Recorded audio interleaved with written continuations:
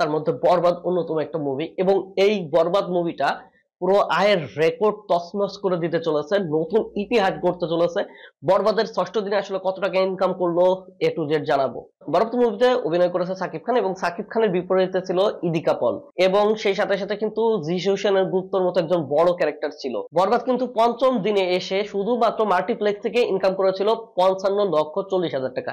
সেই সাথে সাথে মাল্টিপ্লেক্স থেকে শুধুমাত্র পঞ্চম দিনে ইনকাম ছিল 2,50,00,000 টাকা। আশা করা হচ্ছিল যে ষষ্ঠ দিনে এসে কিন্তু বরবাদ পুরো ফাটিয়ে বিজনেস করবে, পঞ্চম দিনের থেকেও ষষ্ঠ দিনে বেশি ইনকাম করবে এবং 3 কোটি ছাড়িয়ে যাবে। 3 কোটি ছাড়িয়ে গেছে, তবে ষষ্ঠ দিনে এসে ইনকাম কিছুটা কম হয়েছে। ষষ্ঠ দিনে এসে মাল্টিপ্লেক্স থেকে ইনকাম হয় 51,36,000 টাকা। সেই সাথে সাথে ষষ্ঠ দিনে কিন্তু 3 কোটি টাকার বেশি ইনকাম করে ফেলেছে অলরেডি মাল্টিপ্লেক্স থেকে।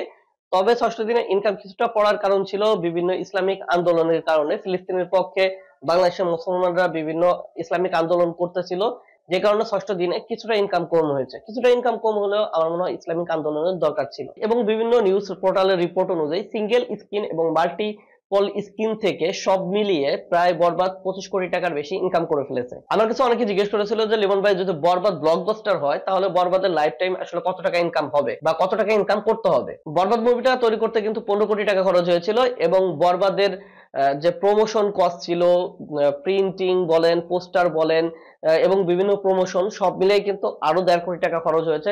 সুতরাং 16.5 কোটি টাকা খরচ হয়েছে বরবাদ মুভিতে।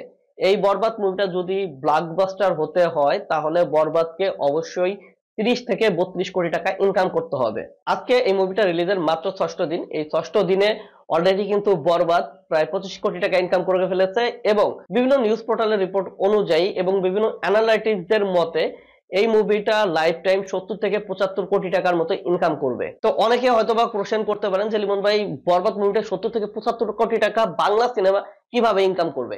এটার পিছে একটাই রিজন, যে বরবাদ এর সাথে কিন্তু আরো 5টা মুভি রিলিজ পাইছে, কিন্তু 5টা মুভি শুধুমাত্র সিনেপ্লেক্স বা মাল্টিপ্লেক্স গুলোতেই টার্গেট করে মুভিগুলো চলতেছে। একমাত্র বরবাদ এই মুভিটা শুধুমাত্র মাল্টিপ্লেক্স না, বিভিন্ন সিঙ্গেল স্ক্রিনেও চলতেছে। অলরেডি কিন্তু 120টা হলে এই সিনেমাটা চলতেছে, এবং প্রত্যেকটা সিনেমা হল অলমোস্ট হাউসফুল যাচ্ছে। এবং 1.5 মাসের মধ্যে যেহেতু নতুন সিনেমা আসতেছে না, সুতরাং যে এই 1.5 মাসের মধ্যে একদম বরবাদ ফাটিয়ে ফেলবে সিঙ্গেল স্ক্রিনে, এটা তো শিওর।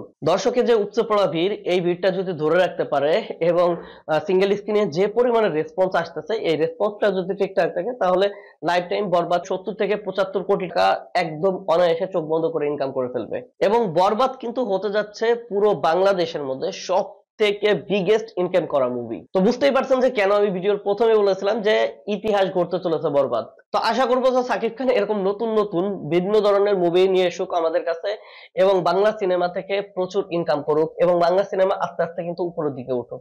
আশা করি সবাই ভালো থাকবেন। ধন্যবাদ সবাইকে।